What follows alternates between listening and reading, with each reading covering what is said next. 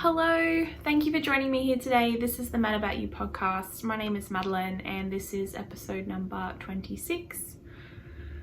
It's a podcast or a video podcast mostly about knitting, sometimes crochet, and just me and what I've managed to do living my craftiest life possible.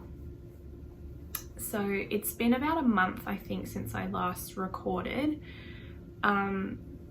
Gosh, a month, a lot of things have changed massively, globally, kind of personally.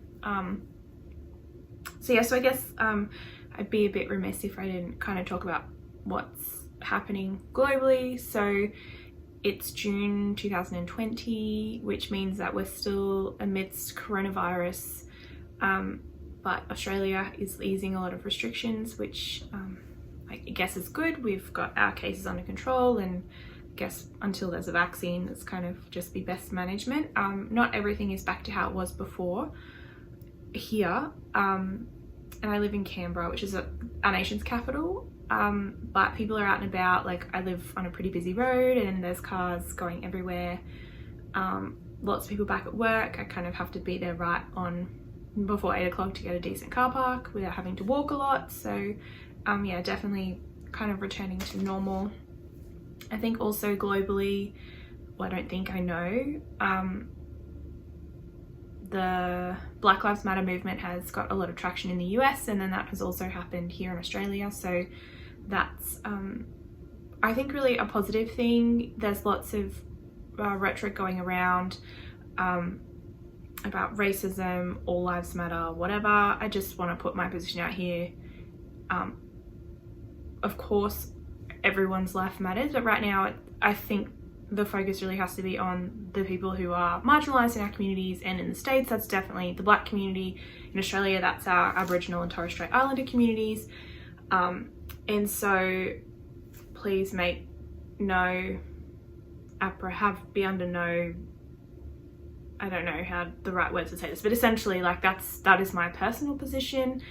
I haven't really been doing a lot of advocacy work, I guess, social justice stuff in the last maybe like 5 to 10 years with my job, but I'm in a position now where I'm able to get back into that, and it was something I was really active with in high school and when I first joined the organisation that I work for now. So I'm working on how I can fit, besides the financial donations, which I've always done, how I can continue to be a better ally.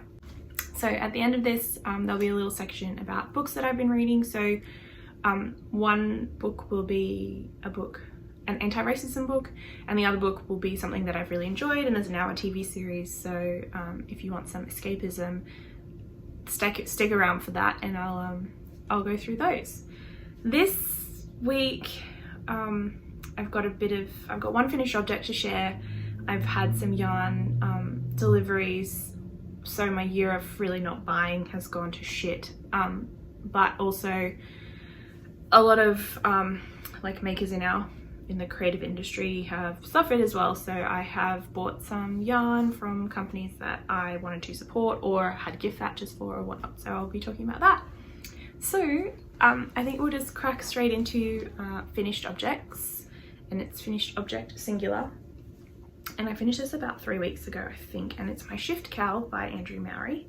It's called The Shift, and it's a sport weight yarn. It's supposed to be knit in spin cycle. I think it's dyed in the wool. My nose is really itchy right now. But I knit it in 3 yarns. I don't know where my leftovers are, actually, now that I think about it. But I knit it in 3 DK weight yarns, so this is the finished object.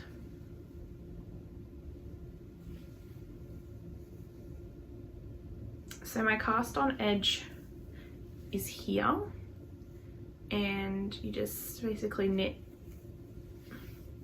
this way, this way, this way, this way, and then the cast off is that there. So the yarns that I've used in this one, the berry color is a We Love Knitting yarn, and unfortunately Claire sold her business and is not dyeing yarn anymore.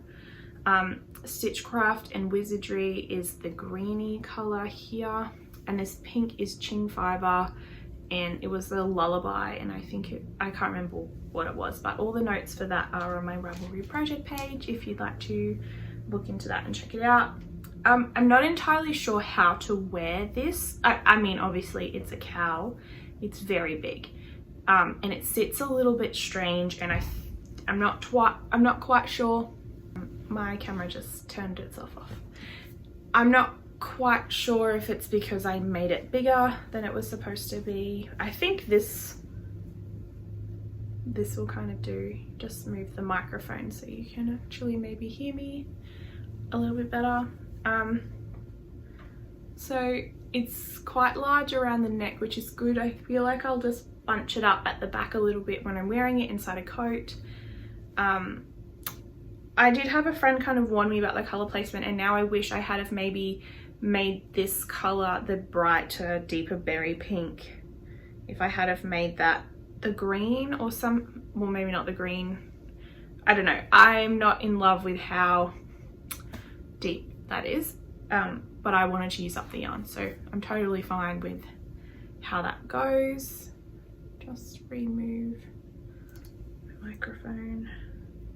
I take this one off. It's actually quite warm for a winter day today. It's like up to 17 degrees, but it's going to be apparently a big storm tonight, which is no fun, but rain is good, especially after the bushfires we had earlier in the year. So that's it for finished object. And I quite enjoyed the knit. I didn't have to think too much. Like, obviously there was the pattern, but it was fairly memorizable, which was quite good.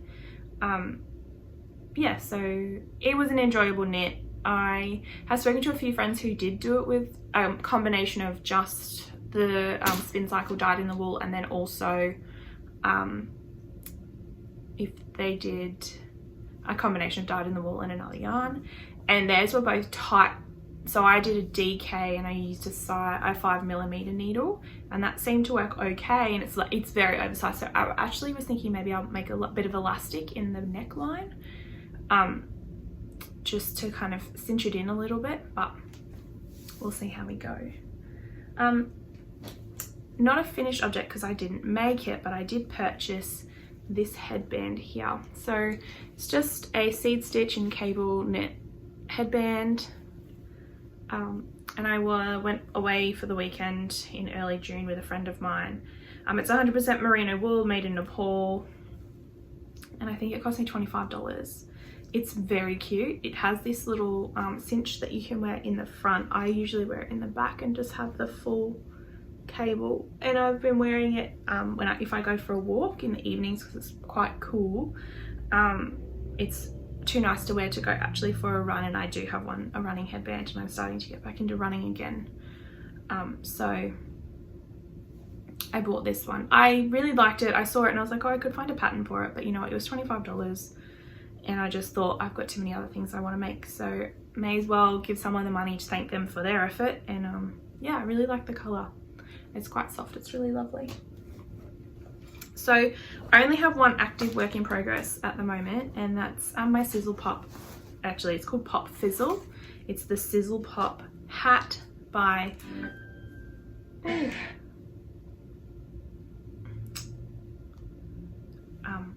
Leslie from Knit Graffiti. I'm just going to bring up the pattern here if I can.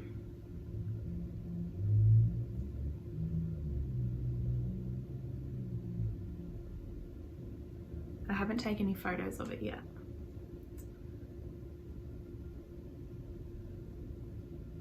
But I'll just bring up a photo of it so you can see the pattern before I just turn the light down a little bit. So I've got a reflective screen on my camera, so that's it there.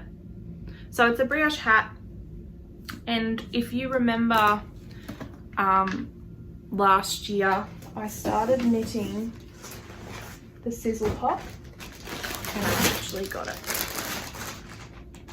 And I didn't get very far before I'd made a mistake, and a big mistake that I didn't know how to fix. And I'm actually considering going back and looking at it now, rereading the pattern and seeing if I know where I went wrong, because I could probably unpick it and figure it out. So that's as far as I got with brioche the last time. That was like 2 weeks worth of work as well. It was really difficult. I found it really tough. Anyway, I decided I wanted to do another one with the Lullaby and Handmade yarn that I've showed about 3 times now, so I won't show that again.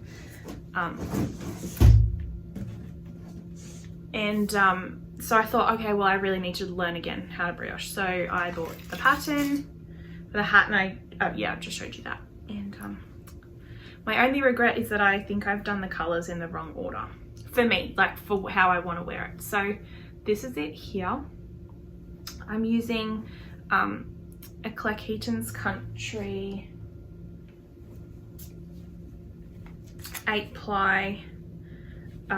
So it's an Australian 100% grown, made in Australia wool. So that's kind of what it looks like. Plus the leftovers from the Circus Tonic that I talked about in my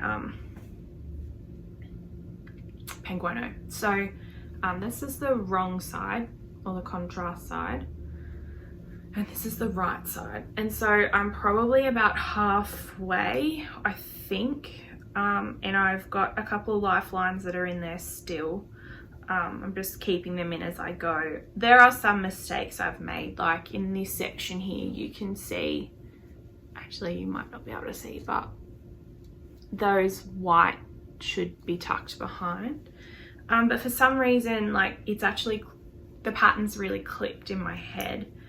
So persevering, I think it'll be really nice when it's finished. I'd like to kind of try it on. It's because it's brioche, it's very like that elastic, so I feel like it's actually going to be quite large, even though I think it's a one size pattern, but you can make it bigger or smaller. So I'd need to just have another read after I finish this repeat and then see what kind of happens next. But look, I'm not going to say I love it, because it's really long going, like takes really long time, because you knit every row twice, but my brain is enjoying it, and I'm kind of able to identify my mistakes a little bit easier now, which is, I'm finding really good. And I would like to redo my sizzle pop. So I mean, I'd hate to have to pull it all out and start completely again, but maybe that would be the right thing to do. And I don't know whether I'd like to continue with the Nunnaby yarn, or if I roll up the Lullaby and do it how I originally envisaged. Brioche just takes a really long time. But I had a friend, Emily, who said to me, oh, it's quite memorizable, like once you get into it. And I was just never thinking that that was actually true. But now that I've done it a little bit more, I think actually it is. So that's good, and I'm enjoying it. And that's the only project I've actively got on the go at the moment, because it takes too much brain power. But university starts in 2 weeks. So my knitting capacity time is going to go right down, because it's about 10 hours a week for that subject, plus working full time and trying to fit in exercise and therapy and journaling and whatever. But it's just me, so I've only got myself to worry about, so that's good. And we'll move to acquisitions now, which I wanted to call these sections something different, and I've completely forgotten because it's been so long. Anyhow, doesn't matter. So I had a gift voucher from an ex-mother-in-law that I needed to spend with Eco Yarns, which is an Australian company, and they sell lots of different types of yarn. So I went on their website and I found, I thought, oh, well, I do want to make the stonecrop cardi, or the stonecrop. I've got the pattern for the cardi, but I might just make the pullover. Anyhow, I bought 4 skeins of Knitcraft and Knittery. So they were an Australian company, but then they moved to America, and I think they are dying in America, but this is on Australian merino. I'm fairly sure. It's in the colourway Mother Knows Best. It's 100% sustainable Australian merino wool, fingering weight yarn. I didn't even check that they're all the same dial-up, but I imagine they are, because I bought them all together. Anyhow, that's what I got here. So it's kind of like a muted tealy color, and it's very soft, which is good. And so my plan is to actually buy 2 skeins of the spin cycle dyed, I think it's dyedable, whichever one it is, that complement this, so that they can get made into that jumper, which will get made God knows when, because behind here is actually my little section where I've got in Ziploc bags with the pattern, the yarn that's waiting to be made. So my Cipolla, What the Fade, let's have a quick look, I can probably point them out to you. So What the Fade, Cipolla, Wildwood, some stranded colourwork mittens, and then the last one is just some yarn I don't know what I'm doing with, but I bought it in a D-stash on a whim, which that was last year or the year before, so I shouldn't be doing that, and I have stopped even checking out the Australian D-stash on my Ravelry. So I think I told you last time we spoke that I bought some Lullaby because it was on sale, and specifically bought the yarn for the Fantastitch, which I was calling the Fantastitch, but it's actually Fantastitch. So let me just find a copy of that pattern for you. I do have it printed, but excuse me.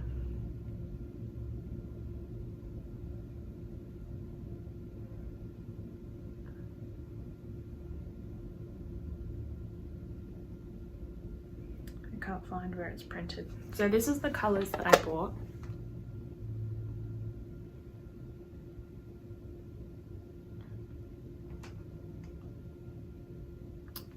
Which is kind of a little bit outside of my comfort zone, but Amy was from Lullaby was making it, and I just couldn't not buy it, so I did, and it arrived last week. So it's 4 skeins of their Kumo base. Oh, I actually recorded myself an unboxing video because I thought I would have cast it on by now, but I didn't, because I'm going to finish that hat. So 4 skeins of Lullaby Kumo, which is 300 meters per 50 grams of baby Suri mulberry silk. Oh my god, it's to die for. This yarn is delicious. So that's these here. So Isle of Arran, Vespa, Anemone, and Rust. The light is right in front of me, so I actually can't see if you can see those colors. I think you can. And then 3 skeins of Cashmerino.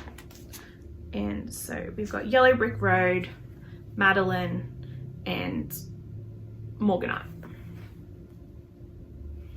Oh, that Kumo really makes my nose itch. And then I also, they were having this, it was a 20% off sale, so I bought the Shelly Can I Feel Like Craft today pin, and it's a little postcard. So I bought from an Australian business, and then obviously from Paris. And I haven't knit yet with the Lullaby I bought when I was there last year. But it's in that, I'm really conflicted. The Wildwood shawl is next on my list, but it's also one that I'm not necessarily like must knit now. Whereas this one is calling my name a little bit more. And there's another project that I got queued on Ravelry. I'm actually using my Ravelry queue a bit more. Before I used to like self-righteously or pride myself on that there wasn't very many things in my queue, but now I'm actually queuing things so that I know, and I'll go in sometimes and change around the order and whatnot. So that's been good. So this is the Blather section where I talk about random shit. So like I said in the beginning, it's been a month since I recorded last. I have asked for a transfer to Sydney for next year. I really like where I am in Canberra. Like, I love my apartment, got really great friends here, but work wise it's better for me to probably be in Sydney. So I've asked for that, who knows, we'll see if that comes off, and I don't know when I'll know about that. I'm also very happy to stay here, but career-wise it's probably better to make the transition to Sydney now than if I had to do it again in like 18 months or 2 years time. So there's that. I've asked for that. I've just been like getting on with stuff.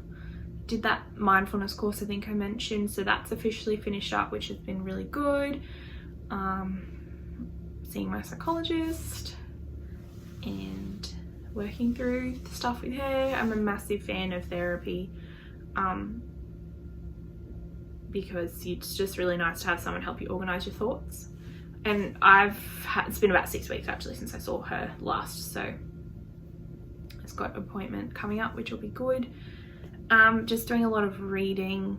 I bought a lot of books at the beginning of last year when we started talking about racism in the knitting community, and just because I went overseas last year, I just really didn't have capacity to take them with me, or I did take them and I just didn't get to reading them, and then my personal life kind of imploded as well, so it was a bit shit, and that took my focus, but now I'm a little bit more capacity for things like that. So one of the books I bought last year that I started to read was Why I'm No Longer Talking to White People About Race, and this one's by Reni Eddo Lodge, and it's recently just got, she's like a UK bestseller, UK Times bestseller, and I think she might be the first black woman who's ever achieved that, so it's like props to her. That's excellent, but also like fuck, it took a global like awakening about racism for that to happen, so kind of also disappointing.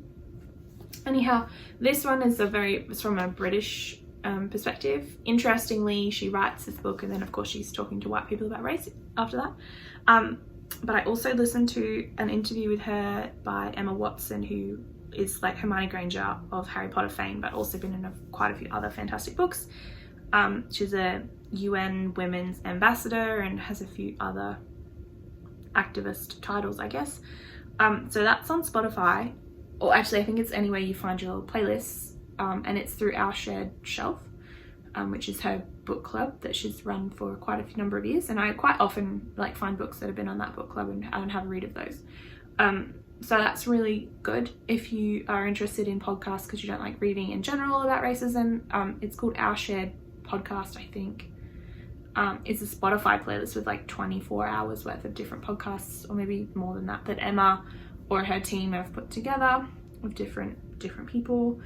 A really good other podcast is Brene Brown and Ibram X Kendi. He's a professor and he worked in, oh god, now I can't remember where he worked. I want to say like near DC somewhere maybe, but he's moving up to Boston. He's got a new tenure up there and he's really interesting to listen to. So I recommend that, or anything by Brene Brown, because she's just amazing. So anyhow, back to this book. It's the blurb says, exploring everything from eradicated black history to an inextricable link between class and race. It's an essential handbook for anyone who wants to understand race relations in Britain today. So my mum's English. She's lived here for most of her, well, since she was about 5. But my family emigrated from England to Australia.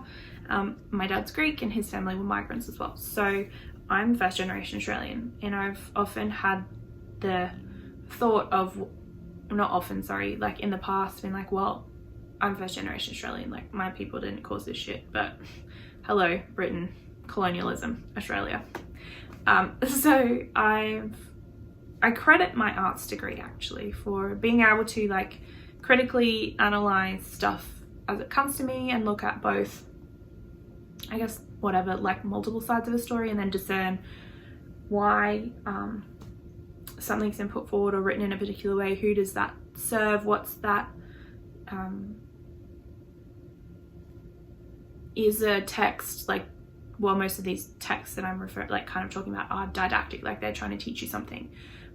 But yeah, so I have always thought, oh well, my arts degree taught me, you know, critical thinking and analysis, like as a throwaway when someone's like, oh, you just did an arts degree, but honestly I think it's quite true. Anyhow, this book, I'm not like super far into it, about halfway, but it starts with the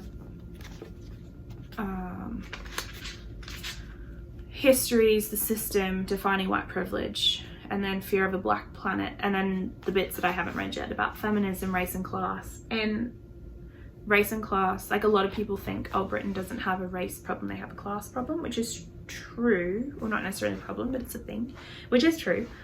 And I guess in Australia, we kind of, not to the same extent. We pride ourselves on multiculturalism, but we have lots of people who live here, but I guess there's different levels of unconscious bias that come across from whatever. So anyway, I'm taking the time to learn, donating to various organizations and charities, some of which I can talk about if people wanted to know, but I don't really think that's super important. I think the most important thing is the conversation, which I'm having at home with my family, which I wasn't super comfortable talking about race last year when the knitting thing blew up. I just didn't feel like we were on the same page at the time, but now we're actually talking, so that's been really, really good. One of my cousins is actually living back in the UK, so having discussions with her, and she actually lives in a flat with 5 other Brits, so she's having some interesting conversations there too. So that's really kind of what I'm reading, looking into, listening to at the moment, is mostly that. But in terms of escapism, another British, well, she's an Irish author, Sally Rooney, wrote Normal People. So this book was winner of a Post-Irish Book Awards Novel of the Year 2018, winner of the Book of the Year at the British Book Awards, winner of the RSL Encore Award in 2019, Waterstone's Book of the Year, long listed for the Man Booker Prize, and various other books. So basically, it follows the protagonists, Connell and Marianne, who grew up in the same small town in rural Ireland, or West Island, but they have very dissimilar lives. In school, Connell's very popular and well liked, Marianne is a loner. They strike up a conversation, awkward but electrifying, and something life-changing begins. It's a story of mutual fascination, friendship and love. It takes us from that first conversation to the years beyond in the company of 2 people who try to stay apart but find they can't. And so I think I'd heard about this book, but it's like a sardine can and people on the cover, and I was kind of just like, I've got too many other things to read, which is true. My freaking bookshelf is exploding. I'm mostly virtual mum if you're looking, because I've got BorrowBox and I'm downloading audiobooks and whatnot, so don't worry, my bookshelf is not literally exploding because I culled so many in the beginning of the year. Anyhow, I really liked this book. I watched the BBC series first, so in Australia that's on Stan. I think it's 12 episodes, and they're like they're between like 26 and 30 something minutes, so they're not long. You can binge in a weekend. I binged over a week. I think I would watch like 2 or 3 episodes a night, and I just found myself like falling in love with the characters. They're really effed up, but it's very, like, I guess relatable. Like, I've been out of school for over a decade, so I can like relate to some of the school stuff still, but also like them as they go into uni and just adult relationships and how complex they are and feelings and whatnot. And I think with how turbulent my personal life in terms of relationships has been in the last 12 months or so has been really interesting, and I didn't really see many similarities in this case, but it talks about a lot of things. So I'd say it's like escapist reading, but it's also interesting. And I devoured this book in about a day. So yeah, it's only 200 and something pages, 260 pages in this edition that I've got. I just bought it from like my local Target, I think, because most of the big shops and bookstores were closed at the time. I've got Conversations with Friends, which I think was actually her first novel. I think that came out first and then this came out next. I've got that on order with the library, but obviously it's blown up in Australia, so it's out of the library everywhere. And yeah, anyway, that's my little book reviews for now. I don't really have anything else. I think that's it. Thanks for watching. I hope you come back again next time. I don't know what else to say. I went for a bit of a my camera just ran out of space, so I just had to fix that. Thank you so much for watching today. If you want to find me online, I'm Madbell on Ravelry, and I'm Mad About You on Instagram. Thanks. So I think I already said that. Anyway, it's a pleasure to have you back on my channel.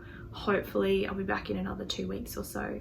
But yeah, stick around. I'll be knitting, hopefully have a finished brioche hat, and maybe cast on something else. Thanks for your time. Bye.